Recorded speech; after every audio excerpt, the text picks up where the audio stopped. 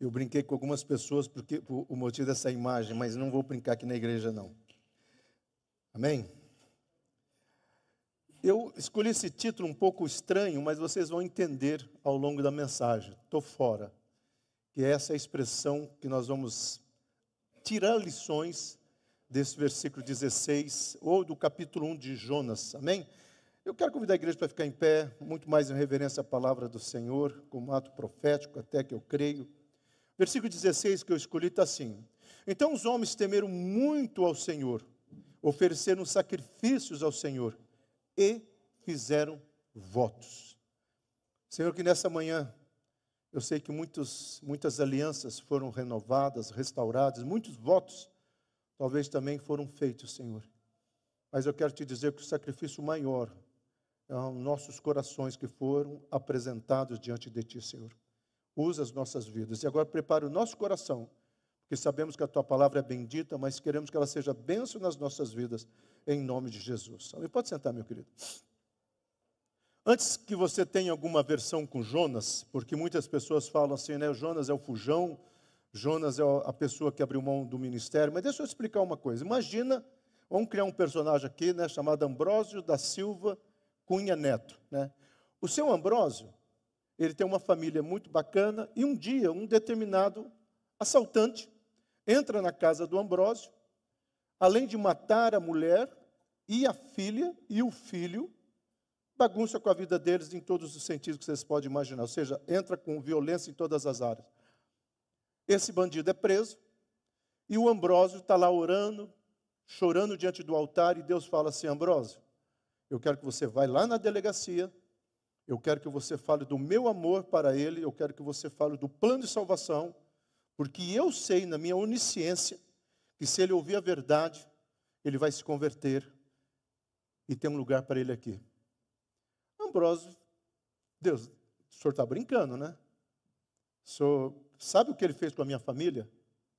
Eu tenho ódio, eu tenho ira. Eu quero que desça fogo sobre a vida dele, não que o senhor venha com misericórdia. Meu amado, Jonas está nesse quadro. Os assírios tinham invadido, eles contornaram ali baixo pelo Mediterrâneo e tinham invadido o sul de Israel. Depois eles atacaram. Quando eles estão voltando, eles atacam o norte, eles destroem a família de muitos moradores e provavelmente, segundo alguns teólogos estudantes da palavra de Deus, familiares de Jonas. E Jonas, se você for saber da vida dele, ele foi o cara que profetizou lá atrás uma vitória que o Reino do Norte teve de uma forma fantástica, maravilhosa, e ele se torna um homem realmente respeitado, porque ele foi um profeta que profetizou e as coisas aconteceram. E de repente Deus nunca tinha tirado nenhum profeta de Jerusalém ou de Israel, e agora Deus quer tirar ele para ir falar exatamente para aquela nação que tinha aniquilado muitos familiares dele. Então, Jonas não foge porque ele foi um covarde.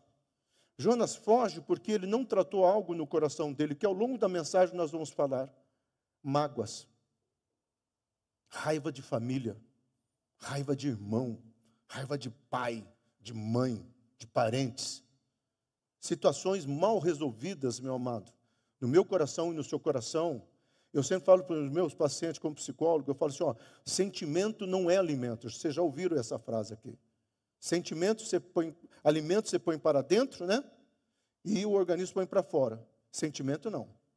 Sentimento você põe para dentro. Se você não elaborar, se você não tratar, e muitas vezes, de uma forma terapêutica, confessar e dizer, Senhor, essa ira está me consumindo. Foi isso que faltou para Jonas. Mas vamos caminhando, porque nós vamos chegar lá, tá? Jonas era um profeta que conhecia a voz de Deus, isso não há dúvida. Porque se você for lá em 2 Reis, capítulo 14, você vê quando Deus toma ele, no meio daquele exército que estava vindo, que eram os próprios assírios, tá? E Deus dá uma palavra tremenda de livramento para a vida do Reino do Norte, no caso. E tudo aquilo que Jonas profetizou aconteceu de uma forma tremenda. Ele era uma pessoa que com certeza conhecia a voz de Deus. Então, quando Deus chama ele, e se você leu, fez a tarefinha de casa, se você não fez, tá? Domingo que vem vai ser capítulo 2 de Jonas. Então, Se você fez, você vê que o texto já começa, Deus dando um comando, que nós já vamos ver qual é a palavra no hebraico. Deus já chega dando um comando. O problema todo, meu amado Jonas, às vezes nós temos dessa questão contemporânea, que eu sempre falo para os meus alunos, né, de exegese, você saber colocar para os dias de hoje, e trazendo para os dias de hoje, então, sabe qual é o problema maior de Jonas? É o problema de muitos da igreja. Conhece a voz de Deus, sabe o que é certo, sabe o que é errado, mas às vezes, naquele embaraço, naquela situação cheia de conflitos, não consegue entender ou escutar ou dar abertura para a voz de Deus. Às vezes nós estamos ouvindo e nós estamos vivendo um mundo de muitas vozes, não só nas redes sociais, mas a voz principal não é nem do diabo. Eu acho que o diabo está de férias. A igreja está tão confusa, tão alienada do contexto daquilo que é um verdadeiro cristão, que eu penso que o diabo já tirou férias. O diabo falou, não, eu vou viajar, vou curtir, porque a igreja por si só está indo para o abismo. E nós temos falado isso em todas as mensagens dos profetas menores. Por quê? Porque todos esses profetas menores, tanto eu quanto o Jussier, nós sabemos que é aquele momento pior de Israel. O momento que Israel olha para o templo e começa a dizer, não, nós temos o templo, imagina que Deus vai. É quando as pessoas começam a confiar na sua própria situação ou história de igreja. História de igreja não salva ninguém, meu amado. Tempo de igreja não salva ninguém. O que nós precisamos é o que aconteceu hoje. Eu não estou colocando barreiras nem julgamento, por favor, é um comentário, tá? Onde algumas pessoas vieram e se jogaram aqui no altar. E se você tiver um bom senso e sabe que eu não sou de dar indireta, mas eu estou dando uma indireta, tá? Às vezes sabe o que falta? Aquela coisa assim de, por que não? Por que não se jogar? Por que não abrir o coração? Às vezes o nosso racional, nós ficamos com tantas barreiras, com tantos achismos, com tantas críticas. Sabe o que Deus me falou essa semana? Mas exatamente essa madrugada, eu estava orando sobre um monte de coisas, de sexta para sábado, na madrugada de sábado. E eu tenho animais, vocês sabem disso. Quando eu chego em casa, eles fazem uma festa, gente, tão doida, que eu tenho que mandar para eles ficam pulando. Aí eu tenho um que corre lá, pega um brinquedo e joga. Eu tenho outro que gosta de pular em cima de mim, até me derrubar. Aquela festa toda. Quando eu fui orar de madrugada, sabe o que Deus falou? Os teus animais sentem a tua presença e eles se alegram. Por que a minha igreja não se alegra quando o meu espírito desce naquele local? Pesado isso, né? Às vezes nós teríamos que ser como esses animais, pular, se alegrar e dizer, eu sei que Deus está neste lugar. É aquela abertura completa que nós fazemos. Nós precisamos ouvir, nós precisamos entender e nós precisamos conhecer a voz de Deus. Ao ignorar essa voz, ele se desconectou do que realmente ele era. E aqui, amado, eu e você precisamos entender isso. Eu já disse que chamado de Deus não perde a validade, promessa de Deus não perde a validade. Eu creio que quando Paulo fala que nós estamos abençoados nas regiões celestiais, eu coloco um pouco mais. Eu acho que tem um monte de bênçãos sobrevoando. Eu já disse uma vez, já faz tempo, lá em Curitiba, eu estava orando de madrugada e lá tinham colocado um sistema no aeroporto, né? Eu já contei essa história, que por causa da neblina, aliás, Curitiba não tem aeroporto, né? É São José dos Pinhais. Por causa da neblina, os aviões não podem descer. Aí, por causa desse aparelho, os aviões não precisavam mais ficar sobrevoando, esperando uma brecha ou alguma questão para a torre conduzir o avião pousar. E Deus falou assim, muitas vezes as minhas bênçãos estão sobrevoando a igreja, sobrevoando as pessoas, esperando um sinal, uma postura, um posicionamento para que elas posem. Talvez seja isso o que aconteceu com Jonas quando ele nega a chamada ou a palavra de Deus. A pior coisa que existe é uma pessoa desconectada do seu chamado. E quando eu falo chamado, meu irmão, não estou falando que vim pregar, evangelizar a rua. Eu estou falando do teu chamado no teu emprego. Você ser luz, não precisa ficar gritando Jesus ou orando em línguas, mas ali no teu emprego você tem uma postura. O teu chamado, talvez, eu já disse aqui, de você estar aqui para ajudar no cotidiano dessa casa. O teu chamado, talvez, você estar intercedendo e participando da reunião dos adolescentes, ajudando. Sexta-feira eles tiveram Marshmallow Gospel, imagina, foi sexta, né? Ou foi sexta? Foi. Marshmallow Gospel, você sabe o que é? Marshmallow já é bom, o marshmallow, como diz os baianos. Tá? Imagine gospel. Os jovens, quinta-feira, estiveram reunidos aqui. Então, quando você olha tudo isso, você tem opções. O José toda quinta-feira está lá no Nerd pregando. Quinta-feira que vem vai ser a Caritas, a nossa irmã que há pouco tempo está conosco, está caminhando nessa casa. Então, tudo isso pode ser, mas peraí, eu não quero estar desconectado com tudo isso que está acontecendo. Nós não temos uma igreja com um ativismo, culto todos os dias. Nós temos poucos cultos. Mas como é gostoso estar vendo o que Deus está fazendo. Como é gostoso estar no lugar onde Deus quer que você esteja. Como é gostoso você entender qual é o teu chamado nessa casa. E eu já disse, talvez o teu chamado aqui é ser milionário para dar um dízimo alto, para nos abençoar. Glória a Deus por isso. Talvez o teu chamado aqui é para limpar o chão dessa casa. Glória a Deus por isso. Talvez o teu chamado seja qualquer outra coisa, mas glória a Deus por isso. Nós não podemos entender que o chamado é especificamente aquilo que a sociedade religiosa coloca. Nós precisamos saber o que Deus está colocando. Então, sua fuga é causada por sentimentos não resolvidos, conforme o exemplo que eu dei, e nós vamos falar um pouco mais. Quando existe mágoa no meu coração ou no coração de alguém, quando existe ressentimento, qualquer tipo de barreira, meu amado, freia o fluir de Deus. Entenda bem o que eu vou te dizer. O Espírito Santo não é faxineiro. O Espírito Santo não vem ficar fazendo limpeza no teu coração. Ele vem para entrar, reinar e operacionalizar o caráter de Deus.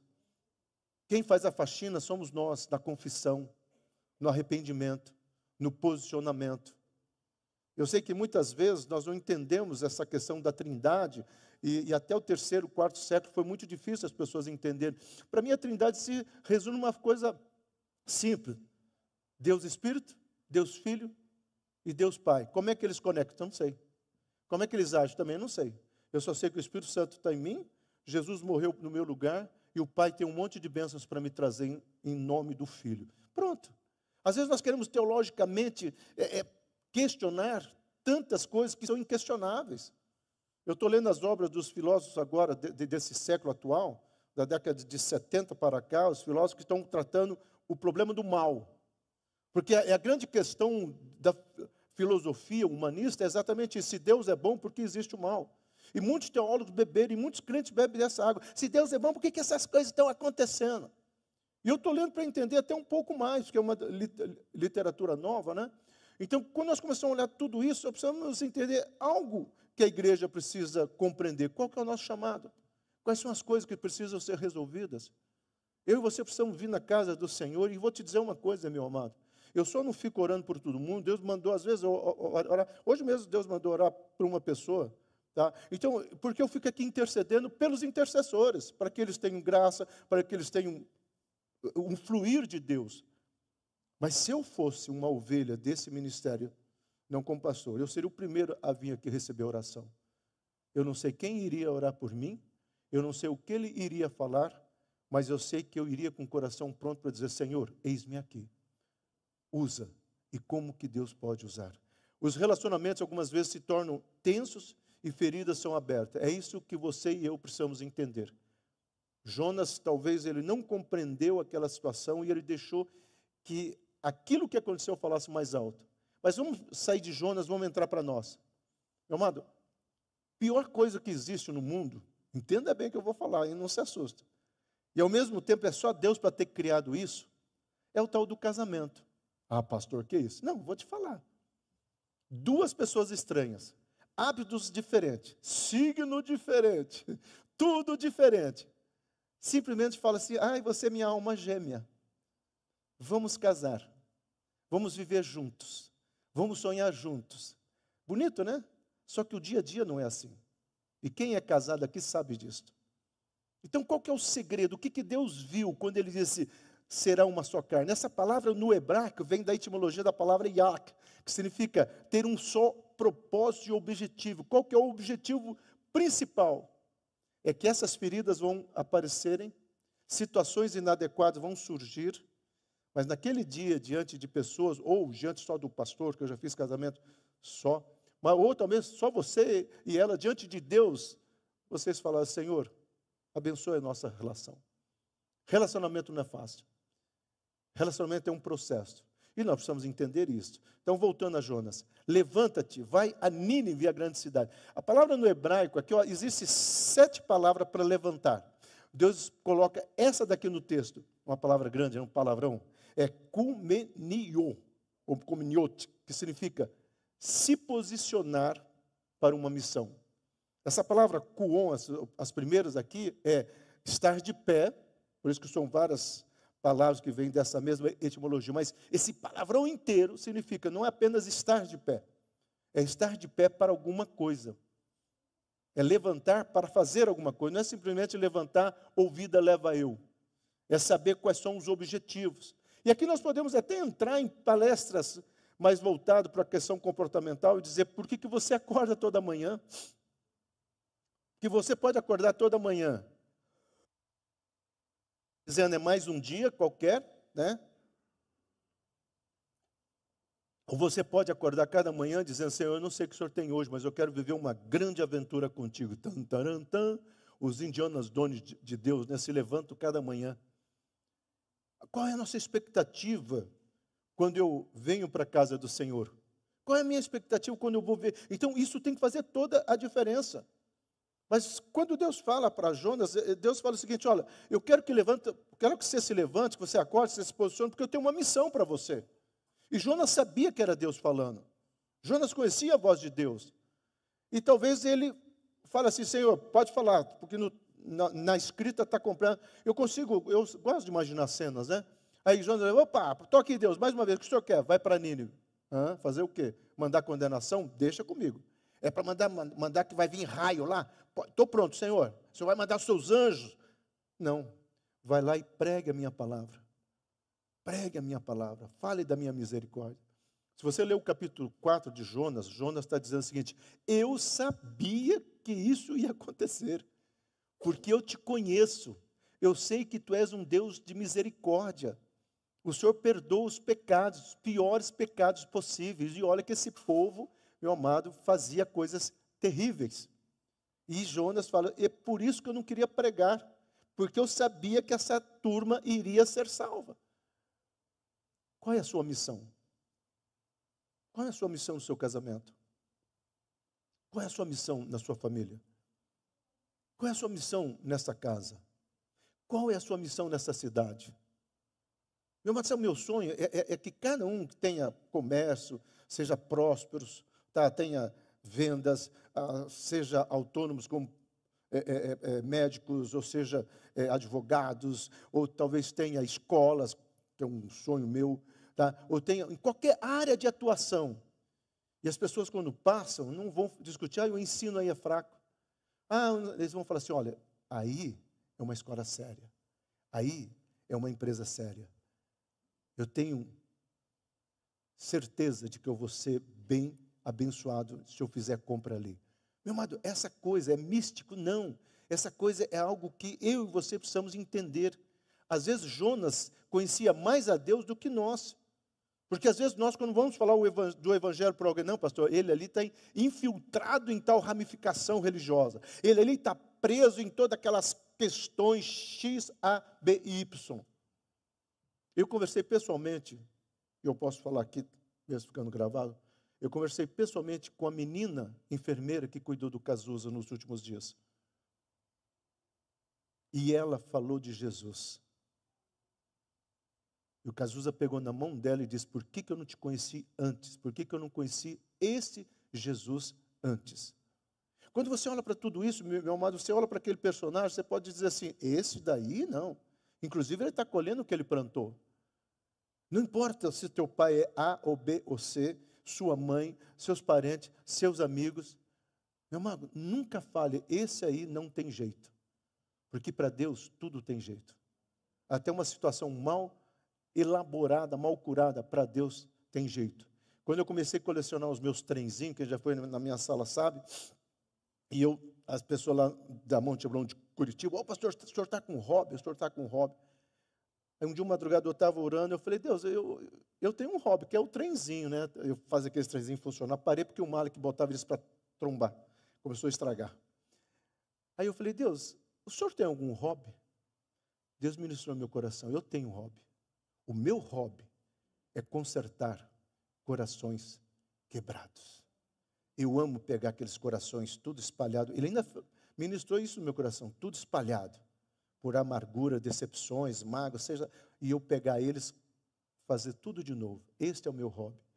Que Deus realmente possa fazer isso nas nossas vidas. Então, não tinha como Jonas confundir o comando que recebeu. Como muitas vezes não tem como nós confundirmos aquilo que Deus está querendo que nós façamos. E eu vejo o mundo assim cada vez mais questionando o inquestionável, como eu já falei aqui. Pessoas tentando argumentar na sua razão aquilo que Deus estabeleceu. Nós vamos chegar no livro de Abacuque. E eu quero saber, quando nós chegarmos no livro de Abacuque, quem vai estar na igreja para ouvir o que Deus fala sobre dízimo? Porque às vezes nós temos tanta dificuldade nessa área. Ah, mas o fulano, mas o ciclano. Meu amado, o fulano está pregando coisas em outras áreas absurdas. Eu tenho um monte de pastores, e é um deles que eu sigo por teimosia, que ele fala cada semana um absurdo mais do que outro, e ele tem muitos seguidores. E você sabe o que Deus ministrou no meu coração? Essa semana, aí foi aqui, não foi de manhã, eu estava orando aqui, e Deus ministrou no meu coração, lembra que eu te avisei. Eu falei, o quê? Eu avisei que nos últimos, eu estava questionando sobre coaching, sobre pastor psicólogo, que fala mais da alma do que da Bíblia. Então, eu estava questionando muitas coisas, eu sou um questionador, e Deus me dá essa liberdade. Aí Deus falou, ministro no meu coração, eu te avisei que nos últimos dias, as pessoas, para Timóteo, iriam procurar seus próprios mestres. Aí eu fui no original, pesquisando lá, eu tenho todo acesso, né? E eu comecei a ver que o mestre ali, ele é um pouquinho diferente das outras etimologias de mestre do Didaquê. Ali são pessoas que estão falando, quase que deixando numa sedução, num farmacos, que é o original, e quase que hipnotizando. Eu falei, meu Deus, é isso que está acontecendo. Nos últimos dias, vamos colocar na palavra bacilas, nos últimos dias iriam aparecer pregadores que iriam falar a alma das pessoas, hipnotizar, e multidões iriam seguir. Meu amado, está aqui. Nós não podemos confundir aquilo que Deus estabeleceu para nós. Nós somos uma igreja que cremos na palavra, somos uma igreja que vivemos a palavra. Por mais que eu erre, e eu erro, infelizmente, eu sei que eu tenho que me consertar, pedir perdão, porque eu sei o que Deus espera da minha vida. Eu não posso e eu não vou contrapor ou justificar ou tentar convencer Deus dos meus achismos. Porque quando a mão de Deus pesa, meu amado, os nossos achismos não valem para nada. E isso é muito sério. E é isso que Deus manda Jonas falar. Porque Naum, daqui a pouco nós vamos estudar, tinha falado, ó, vai vir uma coisa pesada para vocês. Aí Jonas falou, está chegando, mas vocês têm uma chance. Os dois quase que pregaram juntos. É aquele momento que eu preciso entender o que a palavra de Deus está dizendo. Então Deus chamou Jonas de uma forma pessoal, intransferível, como Ele chama a mim e chama você. Por isso que eu disse, chamado não perde a validade. Qual é o meu chamado? Qual é o seu chamado? Nós precisamos entender isso de uma forma tremenda. Aonde eu estiver, pastor, eu não sei qual é o meu chamado, eu te dou um.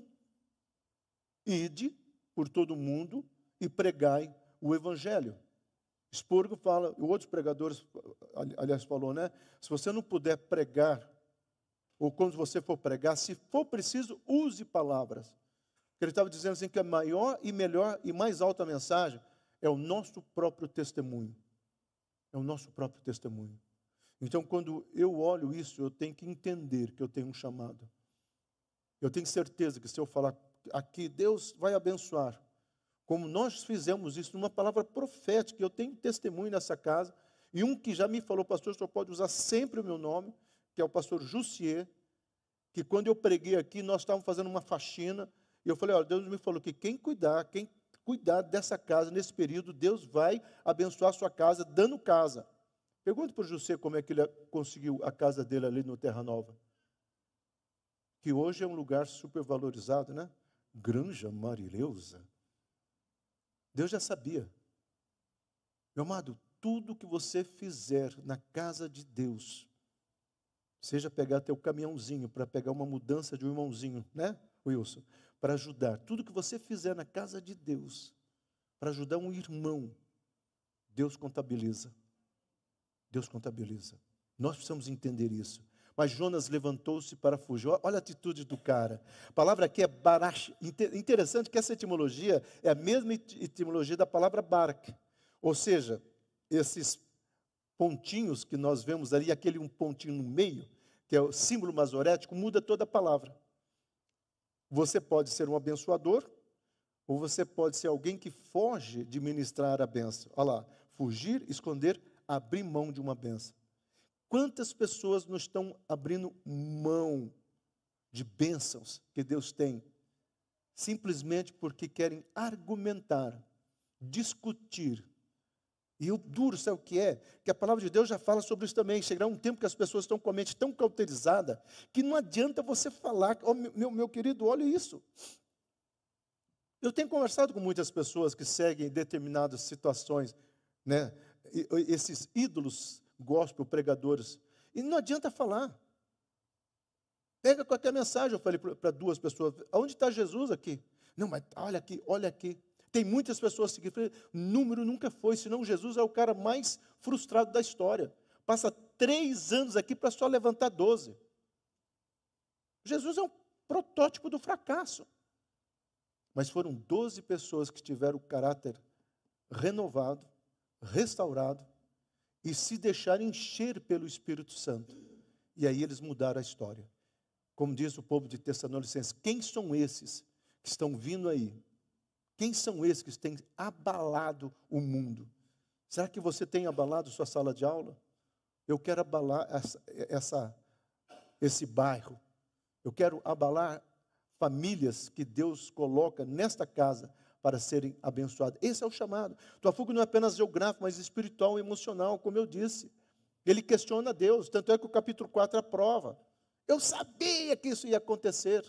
Eu não vou pregar o capítulo 4, porque o último culto não dá, que é o culto do amigo, mas talvez eu vá, não sei, mas vamos lá. Mas é importante que você entenda isso. O cara estava certo no olhar humano. Olha, eu quero administrar os meus dízimos, Senhor, porque, olha, eu estou percebendo aquilo. Senhor, eu quero administrar o meu tempo, porque igreja é todo domingo, Senhor, eu também tenho direito. Senhor, eu quero. E Deus está dizendo, ok. Então deixa agora eu administrar a minha palavra sobre a tua vida. Qual é a legalidade que você tem? Será que os aviões, né, das bênçãos vão ter lugar para pousar sobre a tua vida? É uma coisa tão séria que envolve tantas coisas. Às vezes as portas estão se fechando em áreas pequenas ou grandes, até na estrutura familiar, e nós achamos que é fatalidade. Ou azar, bati o carro, ou azar, aconteceu aquilo. Ou azar, aconteceu aquilo outro. E Deus dizendo, não é azar não, eu estou tentando chamar a tua atenção, como Deus fez com Israel. Como Deus fez com o reino do norte e o reino do sul, permitiu situações. Na vida do crente, meu amado, não pode haver o porquê, mas tem que haver o para quê. Por que Deus está fazendo isso? Não, opa, peraí. Para que Deus está fazendo isso? O que Deus quer mostrar? Aonde Deus quer me levar? O que Deus quer trabalhar? Tudo e todos obedecem. No capítulo 1, tudo obedeceu. Aliás, o livro de Jonas, o peixe vai obedecer, o mar vai obedecer, até ele chegar lá e ter um navio prontinho para ele. Deus falou, não, eu vou permitir sim, você vai chegar. Não foi o diabo que preparou aquele navio, não, mas foi Deus. Você quer fugir? Eu vou te ajudar a fugir. Sabe, é isso que você quer? Eu vou te ajudar. Mas lá no meio, eu vou pesar minha mão. E aí você tem 2 escolhas. Mesmo naquela situação, na profundeza, vamos pegar no lamaçal do pecado, em qualquer situação, ele fala. São 2 pessoas que eu amo, no sentido de clamar a Deus. Primeiro é o Bartimeu, que eu já falei tantas vezes aqui. Imagina 500 pessoas falando, e ele, Jesus, filho de Davi. Não tinha como Jesus escutar a voz dele, a probabilidade era mínima, mas Jesus escutou. Ele está dentro de um ventre de um peixe, né? Nas profundezas do mar. Não fala que está na superfície, na profundeza do mar. E aí ele ora, e Deus escuta. Deus sempre vai escutar a voz do meu coração e do seu coração. mesmo que você não saiba como dizer, Senhor, tenha misericórdia de mim. Sabe aquele momento que você está com tanta vergonha de confessar o pecado, que você fala, Senhor, tá, de novo, ok, me perdoa. Aquele momento que você fala, Senhor, eu tenho errado nesta área, naquela outra área, eu não vou nem justificar, nem entender, Senhor só me perdoa e me ajuda a vencer. São tantas questões que nós precisamos entender que tudo vai contribuir. Sabe por que o livro de Jonas, até então, até o 9º século, foi considerado uma metáfora, uma parábola, uma historinha? Porque a maior dificuldade deles era aceitar, não era aceitar um peixe engolir Jonas. Porque existem histórias e mais histórias de marinheiros, contando de baleias, tubarão branco, com toneladas dentro dele, de homens que foram socorridos, marinheiros, que sobreviveram dentro de... É só ir no Google, pegar e pesquisar. Mas a maior dificuldade deles, não, porque nós achamos que é isso, né? E todo mundo quer defender. Esse pouco tempo atrás, uma baleia, né, engoliu um surfista, todo mundo está vendo, olha aí a Bíblia provando. Não. A maior dificuldade dele não foi o peixe ter engolido Jonas, foi o peixe ter obedecido a Deus. O peixe ter ido lá, quem que é, Senhor? É aquele um lá, tá, estou esperando. Aí ele pula na água.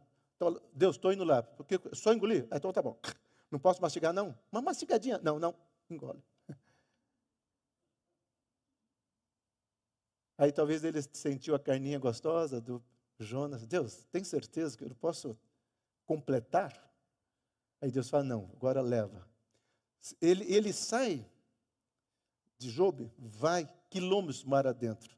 Nínive está do outro lado. Esse peixe é entrega rápida. Tá?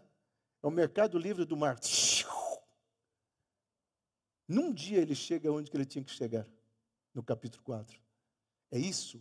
Todas as coisas obedecem. Tarsis era o caminho oposto da cidade de Nínive. Todas as vezes que você está no oposto do caminho de Deus, você vira as costas para tudo aquilo que Deus tem para a tua vida. E você começa a ficar insensível àquilo que Deus tem. A parábola do samaritano, o sacerdote e o levita dão as costas para Jerusalém e vão andando, olhando para Jericó, a cidade do pecado. E eles passam no meio do caminho uma situação, eles nem percebem. Que quando você dá as costas para tudo aquilo que Deus tem para fazer e deseja fazer, você fica insensível até para o mover do Espírito Santo. Talvez pessoas estão sendo curadas, pessoas estão sendo renovadas, e você está de costas para tudo isso no teu racional, na tua crítica, com todo respeito, na tua chatice. Na tua chatice é estranho para mim. Mas o samaritano dá as costas para o pecado e olha para Jerusalém. E quanto mais ele avança, ele consegue conectar com o maior mandamento que Jesus deixou. Ame a Deus, mas ame ao teu próximo também. Quando nós estamos conectados, nós damos as costas para o pecado e olhamos para Deus. Quando nós estamos desconectados, nós damos as costas para Deus e olhamos para o pecado. Deus entrou no palco da história para mostrar que Ele quem está no controle. Que até os marinheiros ficaram impressionados. Os marinheiros tiraram a sorte porque o panteão dos deuses, Poseidon, Netuno e outros mais, era muito grande. E eles começaram a tirar a sorte. Não, algum Deus está bravo. E olha a percepção do mundo espiritual. E aqui vem uma mensagem que eu e você como igreja precisamos entender.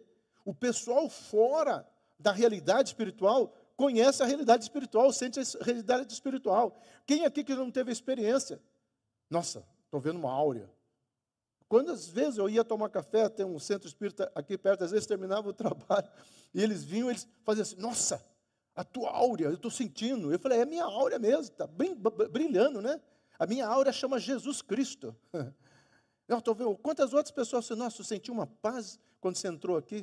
Tu viu que ninguém falou da minha beleza, hein? Mas tá bom. Eu senti uma paz quando você entrou aqui. Eu falei, realmente é isso.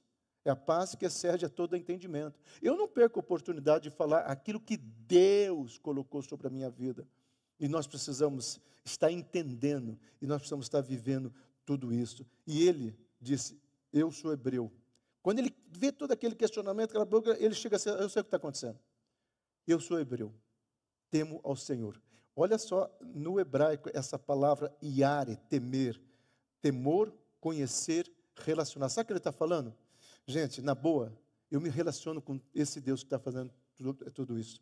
Eu me relaciono com Ele. Eu conheço Ele. E os marinheiros ficam assim.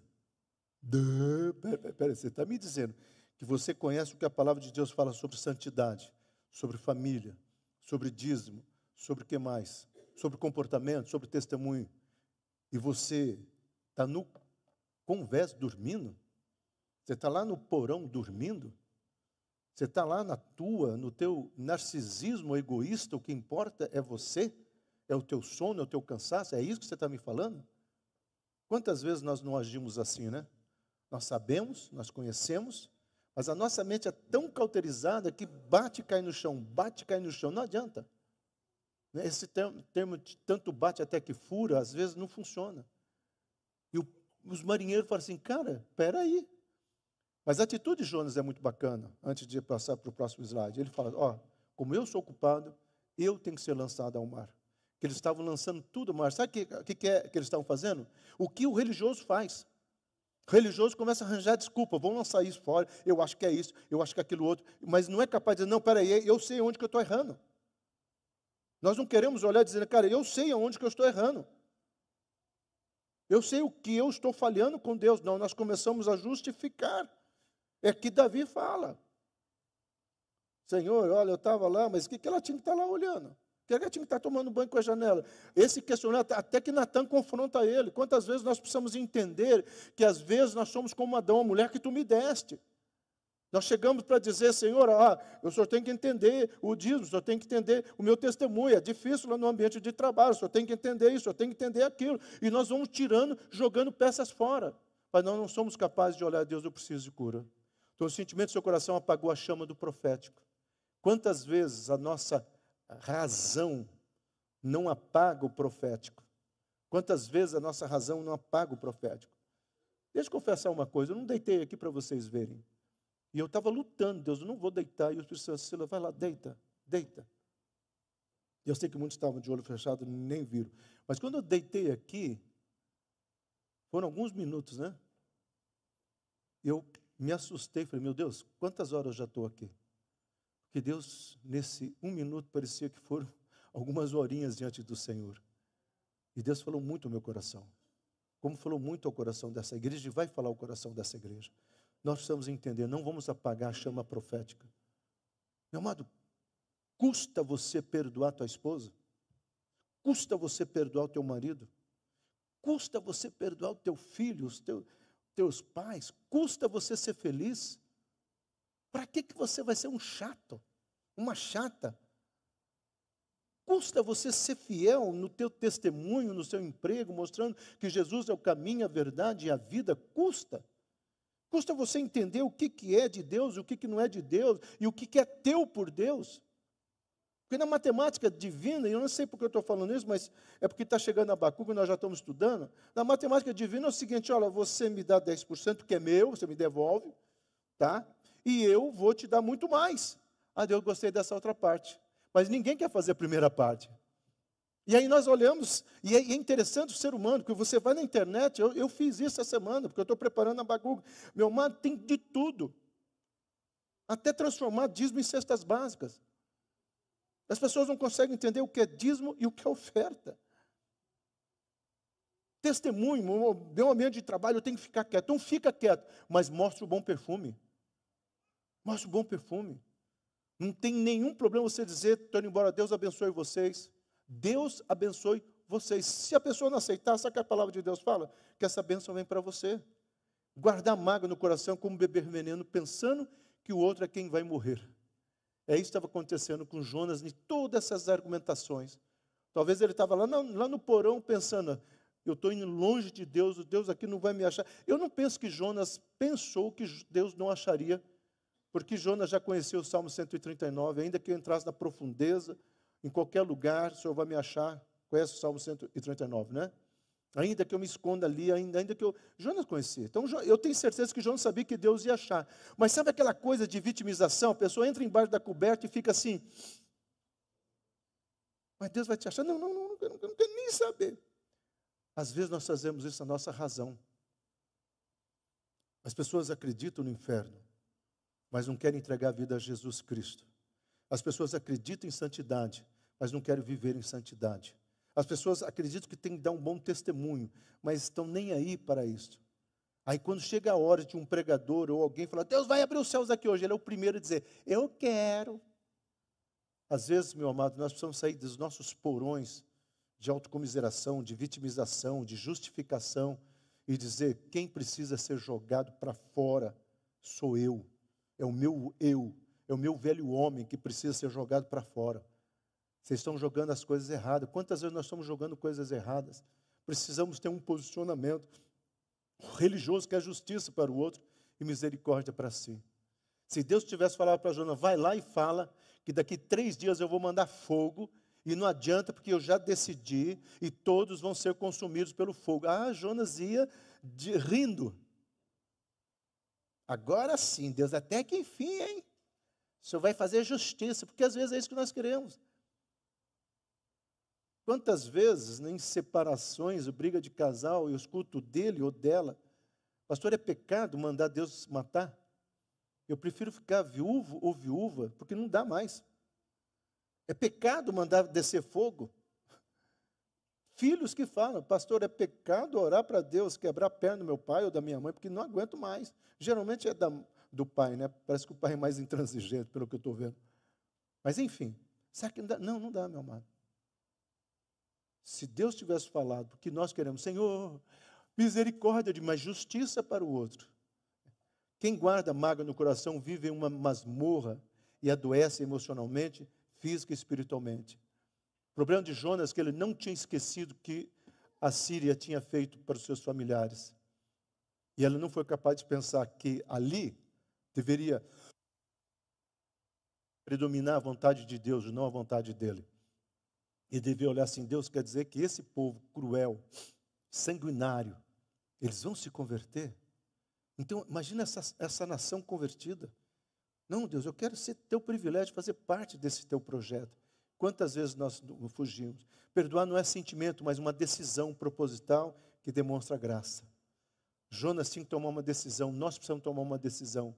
Perdoe o teu marido, perdoe a tua esposa, perdoe os teus pais, perdoe os teus filhos, perdoe. Perdoe. Não deixe de ser bênção na vida, de honrar. Honrar não é ficar lá fazendo assistencialismo, honrar não é ficar lá ouvindo bobagem naquela família cruel. Honrar muitas vezes é estar do lado de fora e dizer, Senhor, eu abençoo, eu profetizo, eu declaro salvação nesse lugar. Porque às vezes o religioso confunde, né? Nós precisamos entender que há um sentimento que eu e você precisamos aprender a lidar. Perdoar não é voltar ao passado, mas tratá-lo com misericórdia. Jonas não precisava voltar lá, Deus vem que vou te mostrar para o senhor ver o que eles fizeram. Não. Eu estava lendo alguns autores seculares que falam, historiadores, é interessante o que os assírios falavam. Eles pegavam coisas cruéis e algumas coisas repetiu-se na Primeira Guerra Mundial, não os assírios, outra nação. A maldade na nação, a maldade no ser humano, a crueldade. Quantas vezes nós olhamos nas páginas dos jornais que você fala, isso aí é cruel demais. O mal existe, meu amado. Mas a igreja foi chamada para ser luz, para ser sal, para transformar e para mudar. Então os homens temeram ao Senhor, fizeram votos, já estou encerrando, fizeram votos. Neder, uma palavra fazer aliança. Essa palavra, meu amado, aparece trocentas vezes no livro de Levíticos. Deus quer fazer uma aliança, Deus quer fazer uma aliança, Deus quer fazer uma aliança. Deus quer fazer uma aliança comigo, Deus quer fazer uma aliança com você. E Hebreus fala que essa aliança já está feita pelo sangue do Cordeiro. E ela já está escrita no meu coração e no seu coração. Só que essa aliança tem um contrato. Nós só queremos aquilo de bom, né? Os benefícios da aliança. Mas nem sempre nós não queremos e nós fugimos da responsabilidade desta aliança. Apenas conhecer a Deus não é suficiente. Jonas conhecia a Deus, mas o que ele precisava era realmente entender o que ele entendeu. E mesmo assim, meu amado, capítulo 4, leio o capítulo 4 pensando, agora Deus vai dar um cascão em Jonas, não é possível. Agora Deus vai beliscar Jonas. Agora, Deus ainda argumenta, Jonas, você está chorando por causa disso, Jonas. Então, é como se Deus fala, Jonas, você não entende o meu coração. Você está reclamando, João, você não está entendendo o meu coração. Ah, mas meu pai, mas a minha mãe, mas essa mulher, aí esse homem, ai, uai, você não entende o meu coração. Todas essas pessoas podem ser transformadas. Meu pai, todas as vezes que me tirava de situação complicada, e eram algumas, meus queridos. Quem sabe meu passado um pouco, sabe das situações que meu pai já me tirou. E quando ele ia, vou só citar uma, quando ele ia me pegar na porta da delegacia, eu entrava no carro, sabe o que ele falava? Silas, eu te apresentei para Deus. Teu problema é com Deus, tá? Um dia ele vai te pegar. Ele não me batia, ele não me cortava, não tinha, né? Mas se tivesse hoje, celular, vai ficar sem celular, vai ficar sem internet. Não, ele não fazia nada, ele só falava isso. Entregava para minha mãe, né? Havia uma situação, eu não entro muito em detalhes na minha vida, mas havia uma situação, eu entregava e falava assim, ó, está aqui. Aquela velha frase do homem, está aqui o teu filho. Está aqui o teu filho. Você bateu nele? Você falou, não. O problema dele não é comigo, o problema dele é com Deus. Às vezes, isso aqui, meu amado, conhecer Deus. O dia que eu falei para o meu pai, anos que eu falei, pai, eu vou ser pastor, ele falou, conta outra novidade. Só vou orar para você ser um homem de Deus. Isso aí eu já sabia, porque quando você estava no ventre da tua mãe, eu te consagrei. Isso é fé. Isso é conhecer Deus. Isso é não desistir dos nossos filhos. Que tem filhos que dá vontade de desistir. Mas Deus está dizendo, se eu te coloquei... Ah, mas foi a genética. Não, mas quem fez a genética foi eu. Eu sabia que ele viria à existência. O problema essencial do ser humano é de ordem espiritual. O problema do teu marido, da tua esposa, o problema dos teus filhos, do teu pai, o problema da cidade de Uberlândia é de ordem espiritual. O problema do Brasil é de ordem espiritual. E qual a maior arma que nós temos? A oração. A oração. Não precisamos fazer passeado, podemos. Não precisamos fazer outras coisas, até podemos. Mas às vezes nós estamos fazendo um barulho enorme, querendo fazer barulho no território, no arraial do inimigo, enquanto Deus quer que a gente saia para Ele dizer, essa guerra é minha. Vocês vão apenas levantar as mãos e vocês vão orar. Jonas tem uma teologia certa e uma prática errada, como muitas pessoas têm. O ressentimento cega a razão. E eu encerro dizendo isso aqui, meu amado. O foco desse livro é a misericórdia de Deus. O foco de Jonas para a minha vida e para a tua vida é: tenha misericórdia da tua esposa, tenha misericórdia do teu marido, tenha misericórdia dos teus filhos, tenha misericórdia dos teus pais, tenha misericórdia, porque Deus pode trazer a cura, a restauração em todas as áreas, no nome de Jesus. Amém? Quero te convidar a baixar a sua cabeça, quero te convidar a dizer, colocar o teu coração em tudo aquilo que já foi ministrado nesta casa, tudo aquilo que Deus já plantou nos nossos corações, desde do louvor, desde tudo. Mas eu quero que você fale, Senhor, eu não quero ficar no porão da minha alma. Eu não quero ficar escondido na minha vitimização, nas minhas argumentações. Eu não quero ficar escondido, Senhor. Eu quero realmente viver o novo. Eu não sei o que é esse novo, mas eu sei que Deus tem para a minha vida e para a sua vida. Pai querido, como pastor, eu declaro uma unção de renovação em todas as áreas. Algo novo sendo estabelecido nesta casa, Senhor. Que o mover das tuas águas que já correu nesse altar, nesse lugar, realmente venha trazer a transformação que tanto necessitamos, em nome do Senhor Jesus Cristo. Amém?